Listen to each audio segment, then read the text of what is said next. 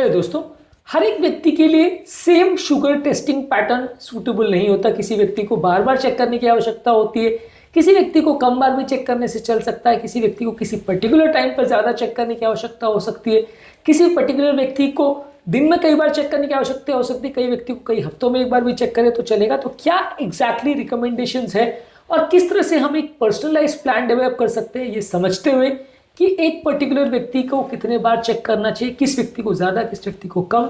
ये आज समझने का प्रयास करेंगे। हालांकि देखिए, हर व्यक्ति के लिए पर्सनलाइज प्लान बना पाना किसी भी वीडियो में जनरलाइज डिस्कस करना जरूरी है, क्योंकि हर एक व्यक्ति की इंडिविजुअल रिक्वायरमेंट्स अलग अलग हो सकती है। लेकिन किन किन फैक्टर्स पे ये चीज़ डिपेंड करती है और कैसे एक डायबिटोलॉजिस्ट या एक एंडोक्राइनोलॉजिस्ट आपको बताता है कि आपको किस हिसाब से अपने शुगर को मैनेज करना है, आज इस एस्पेक्ट पर डिस्कस करेंगे। टॉपिक पे जाने से पहले जो लोग हमारे चैनल पर नए हैं, मैं रिक्वेस्ट करूंगा चैनल को सब्सक्राइब करें, वीडियोस को लाइक करें, शेयर करें, फॉलो करें, कमेंट करें, पूरा देखें। टॉपिक इंपॉर्टेंट है, इसे एंड तक देखिएगा, कहीं और आपको ये टॉपिक नहीं मिलेगा, एक्सक्लूसिव कंटेंट है। चलिए शुरू करते हैं।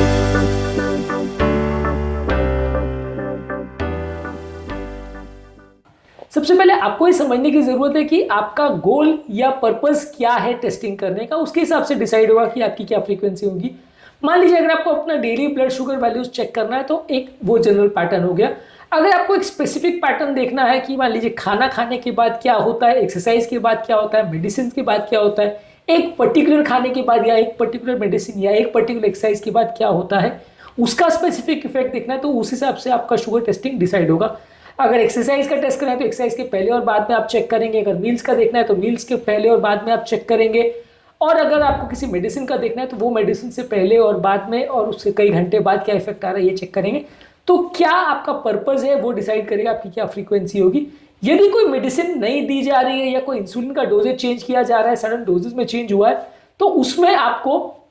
उस टाइम पे ज़्यादा फ्रीक्वेंसी रखनी पड़ेगी। मान लीजिए कोई पर्टिकुलर फूड का या पर्टिकुलर एक्टिविटी का आप रिस्पॉन्स देखना चाह रहे हो कि ये पर्टिकुलर चीज़ से मेरे को कितना शुगर वेरिएशन आ रहा है, आ भी रहा है कि नहीं,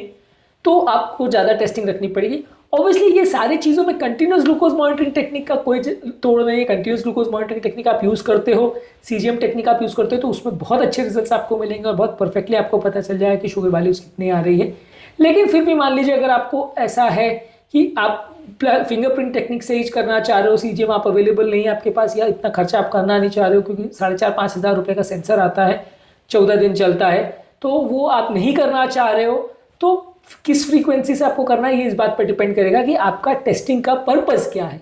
इसके अलावा अगर किसी व्यक्ति को टाइप 1 डायबिटीज है और अपने हर इंसुलिन के डोज को अगर वो चेक करके लेना चाहता है कि मेरा शुगर अभी कितना है उसके हिसाब से, तो उसकी फ्रीक्वेंसी ज्यादा होगी। टाइप 2 डायबिटिक अगर इंसुलिन पे है या स्ट्रॉन्ग या शॉर्ट एक्टिंग मेडिसिन पर है तो उसकी ज्यादा फ्रीक्वेंसी होगी। जिनकी कम दवाएं चल रही है या जिनको शुगर वैल्यूज बिल्कुल बॉर्डर लाइन है या जिनको ऐसी दवाई चल रही है बहुत जो लॉन्ग एक्टिंग है, वैसे व्यक्ति को उतना बार बार चेक करने की जरूरत नहीं, क्योंकि आपको बार बार दवाइयों को चेंजेस करने की आवश्यकता नहीं है। पर अगर आपको बहुत शॉर्ट एक्टिंग और बहुत स्ट्रॉन्ग मेडिसिन चल रही है, शॉर्ट एक्टिंग इंसुलिन चल रही है, तो आपको बार बार देखना पड़ेगा। प्रेगनेंसी रिलेटेड डायबिटीज यानी जेस्टेशनल डायबिटीज अगर किसी को है तो उसको बार बार चेक करना चाहिए। वैसे लोगों में आपको ज़्यादा फ्रीक्वेंसी रखने की आवश्यकता है ताकि आपका शुगर वैल्यू ज़्यादा अच्छे से मॉनिटर हो पाए, मैनेज हो पाए। इसके अलावा अगर किसी व्यक्ति को कोई स्पेसिफिक टाइमिंग के हिसाब से अपनी शुगर को देखना है, मान लीजिए कोई व्यक्ति को अपना फास्टिंग शुगर देखना है कि डेली खाली पेट मेरा शुगर कितना रहता है, तो उस हिसाब से वो टेस्टिंग करेगा, क्योंकि ये आपको बताएगा कि आपका बेसलाइन शुगर कैसा रह रहा है और मेडिसिन और इंसुलिन की डोजेस को आपको कैसे एडजस्ट करना है। अगर आपको खाने के जस्ट पहले का देखना है कि ये देखने के लिए आपका बेसलाइन शुगर कैसा रह रहा है और आपको खाने का डोज किस हिसाब से एडजस्ट करना है, खाने के लिए दवाई को किस हिसाब से एडजस्ट करना है, तो उसको प्री मील टेस्टिंग बोलते हैं, जो कि खाने से 15 से 30 मिनट पहले चेक होता है। पोस्ट मील में खाने से 1 या 2 घंटे के बाद आप चेक करते हो, जिसमें कि आप ये देखते हो कि आपका पर्टिकुलर खाने में जो कार्बोहाइड्रेट्स बॉडी पे कैसा रिस्पॉन्स आया, ये पर्टिकुलर खाद्य पदार्थ को ऐसे बनाने से क्या फर्क पड़ रहा है, ये पर्टिकुलर खाद्य पदार्थ को इसके साथ खाने से क्या फर्क पड़ रहा है, ये सब चीज़ों में भी एग्जैक्टली कैसे फर्क पड़ता है, ये भी हमने सीजीएम टेक्निक में काफ़ी वीडियोज़ में डॉक्यूमेंट किया है। पर ओवरऑल एक अंडरस्टैंडिंग के लिए आप समझ सकते हैं कि अगर किसी व्यक्ति का पोस्ट मील उसको असेस करना है अपने खाने के पैटर्न के हिसाब से, तो उस टाइम पर वो चेक कर सकता है। कुछ लोग को बेड टाइम चेक करना चाहिए देखने के लिए कि दिन भर का उनका बेसल कंट्रोल कैसा है और उनको रात को टाइम इंसुलिन लेने की जरूरत तो नहीं है। नॉक्टर्नल हाइपोग्लाइसीमिया यानी रात के टाइम सडन शुगर ड्रॉप होने का उनको रिस्क तो नहीं है, तो वो बेड टाइम चेक करते हैं। इसके अलावा अगर किसी व्यक्ति को एक्सरसाइज का रिस्पॉन्स देखना है तो एक्सरसाइज से पहले या बाद में, अगर किसी व्यक्ति को मेडिसिन का रिस्पॉन्स देखना है तो मेडिसिन से पहले या बाद में, किसी व्यक्ति को ट्रैवलिंग का मैनेज करना है तो अपने डाइटरी चेंजेस जो ट्रैवल के दौरान हो रहे हैं तो उसके हिसाब से वो अपनी फ्रीक्वेंसी को एडजस्ट कर सकता है। तो आप किस टाइम पर चेक करना चाह रहे हो वो भी इस बात पर डिपेंड करेगा कि आपका पर्टिकुलर पर्पस क्या है और आप उसके लिए क्या देखना चाह रहे हो, आपके लिए इंफॉर्मेशन कौन सी इंपॉर्टेंट है, उसके हिसाब से आप चेक करना चाहोगे। इसके अलावा आपका ट्रीटमेंट का गोल क्या है। यदि आप एक टाइट शुगर लेवल मेंटेन करना चाहते हो तो आपको ज़्यादा टेस्टिंग करना पड़ेगा। यदि आप इंसुलिन पे या शॉर्ट एक्टिंग ड्रग्स पे हो तो ज़्यादा चेक करना पड़ेगा। यदि आपने रिसेंटली अपने डाइट में, एक्टिविटी में और स्ट्रेस लेवल्स में कोई सिग्निफिकेंट चेंज आपने देखा है कि नींद पूरी नहीं हो रही, पेन हो रहा है, ये सारी चीज़ें आपकी शुगर वैल्यूज को अफेक्ट कर सकती है, तो उस टाइम पे आपको चेकिंग की फ्रीक्वेंसी बढ़ानी पड़ेगी ये समझने के लिए कि उस पर्टिकुलर एक्टिविटी या लाइफस्टाइल का आपके शुगर वैल्यूज पर क्या इफेक्ट हो रहा है। ओवरऑल एक पर्सनलाइज प्रोग्राम बनाने के लिए जरूरी ये है कि आप अपने जो भी रिजल्ट्स आ रहे हैं उसको ट्रैक करिए और किसी डायरी में एंट्री करिए या किसी एप्लीकेशन में एंट्री करिए कि किस दिन आपने कितने बार शुगर चेक किया, किस डेट पर कितने बार किया, किस टाइम पर किया, उससे पहले खाना खाया था या शुगर की दवा ली थी या नहीं ली थी, ब्लड ग्लूकोज की क्या रीडिंग है, आपने क्या खाया था उसकी क्या डिटेल्स है, क्या मेडिसिन ली थी उसकी क्या डिटेल्स है, क्या फिजिकल एक्टिविटी करी थी, वो फिजिकल एक्टिविटी कैसे आपके शुगर को इन्फ्लुएंस कर रही है उसको आपको समझने की जरूरत है। और आपके क्या लक्षण है, अगर मान लीजिए अगर आपको कोई लक्षण हो रहा है जैसे खासकर चक्कर, कमजोरी, भूख लगना,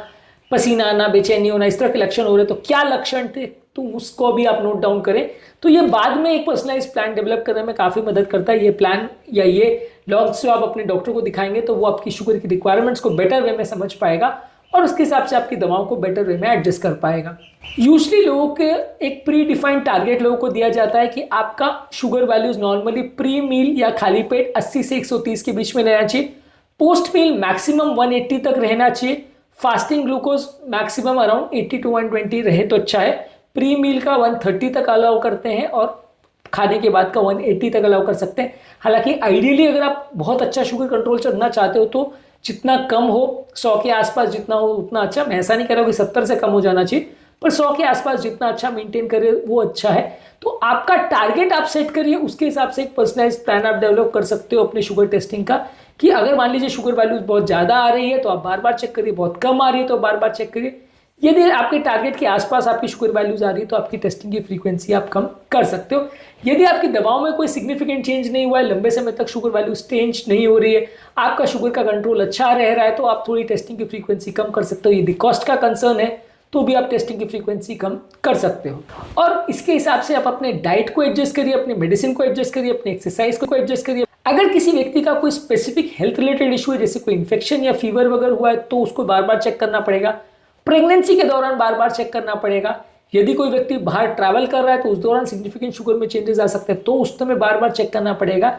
यदि कोई मानसिक तनाव उसको आ रहा है, सडनली रिसेंटली उसकी नींद वगैरह पूरी नहीं हो रही, मेंटल स्ट्रेस बहुत बढ़ गया है तो वैसे टाइम पे बार बार चेक करना पड़ेगा।